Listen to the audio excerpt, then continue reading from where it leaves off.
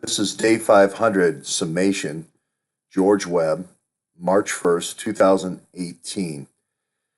This month I'm going to cover the month of January 2017. In that month, Eric Braverman was found. And I had done over 100 episodes talking about how Eric Braverman was trying to be an honest and ethical person inside an organization he increasingly found was corrupt. This organization, the Clinton Foundation, had hidden from him certain facts about their pay to play business, which was arms dealing, potentially drug dealing, as well as other types of what we called rat lines, including potentially organ recovery, as well as trafficking in young girls that came dangerously close to being defined as child trafficking. It had been revealed in WikiLeaks that the previous president of the Clinton Foundation, Laura Graham, had been in her car at the edge of the Staten Island ferry with her foot on the accelerator and the other foot on the brake, contemplating suicide if she didn't speak to someone at the Clinton Foundation at that moment in time. It could have been just an internal conflict between the old guard, people closest to Bill Clinton, which I called the Bills, or it could have been a fight with the new guard, the Hillary Clinton acolytes, the Hills, or it could have been something much different, which was what kind of business was the Clinton Foundation engaging in for in its entirety? What kind of things were happening off book overseas with pay to play deals with despotic dictators around the world? It's the job of our intelligence agencies to listen for threats from overseas, from terrorist threats, and to take action in the field with security forces, security agencies that can diffuse and disrupt terrorist plots, either through government actions, government agents, or agents that are deputized by the U.S. government. Unfortunately, through personal experience and through what I saw happening to Eric Braverman, I thought this diffuse and disrupt was being applied to him as a political opponent now that he had come out against the Clinton Foundation. Little did we know that the same exact techniques were being applied to the incoming president of the United States. WikiLeaks had exposed that 19 individuals in the Hillary Clinton State Department and the State Department that followed with John Kerry were using illegal Gmail accounts to negotiate private deals with foreign governments. Some of these deals now include the Iran nuclear deal, as well as many other arms pay to play deals around the world.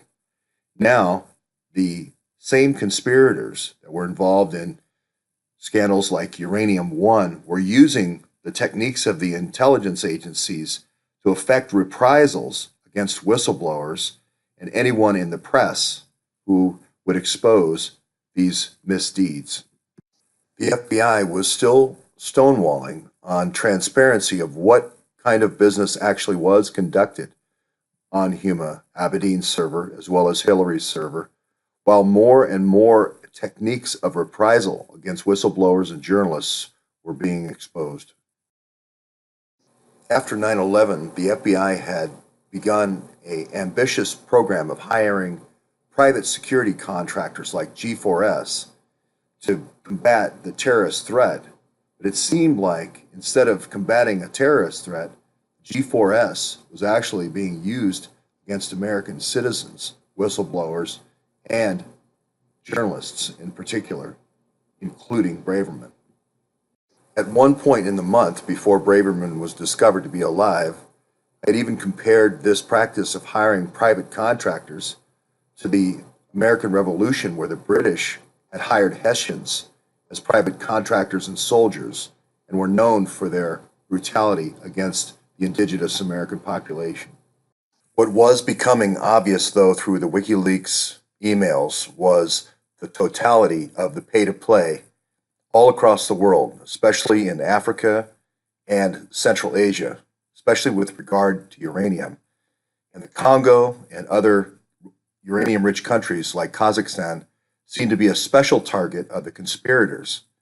and the special use of intelligence agencies' techniques in effecting reprisals against anyone who would speak up against these deals, namely Uranium One or uranium from the Congo. Later, we would find out that other conspirators owned business interests in Central Africa, Niger, Zaire, Zambia, as well as the Congo. We even learned of techniques used by our Central Intelligence Agency to compromise business executives for mining and oil assets that were desired by the Central Intelligence Agency.